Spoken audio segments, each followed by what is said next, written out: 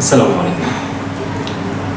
বাংলাদেশের গুরুত্বপূর্ণ স্থান রংপুরের গাইবান্ধায় রাম মন্দির নির্মাণ হচ্ছে, যেটা বাংলাদেশের সার্বভৌমত্বের জন্য একটু চিন্তার বিষয় আছে। কারণ একদিকে সীমান্তবর্তী এলাকাতে ভারতের সাথে বাংলাদেশের একটা উত্তেজনামূলক সমস্যা, তার মধ্যে বাংলাদেশের অভ্যন্তরীণ রাজনৈতিক সমস্যা,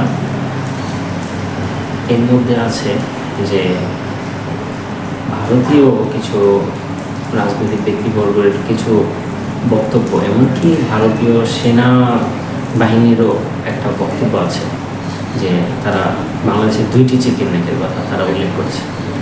তো এটা বাংলাদেশের একটা সার্বভৌমত্বের রক্ষার একটা বিষয়।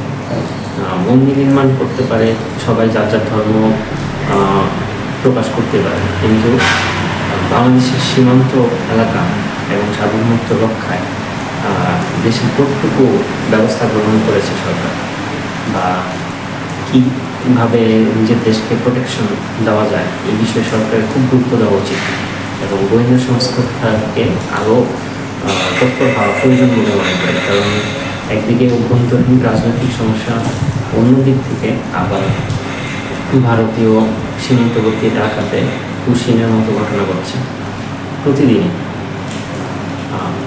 আবার গাইবান্ধায় এখন এত বড় একটা মন্দির যা নিয়ে বিভিন্ন মিডিয়া নিউজ চ্যানেলে আলোচনা চলছে।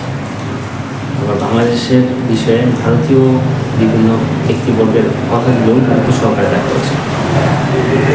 তো আশা করবো যে বর্তমান সরকার এই বিষয়গুলো খুব গুরুত্ব সহকারে দেখবে, আমরা সেই আশাই করি।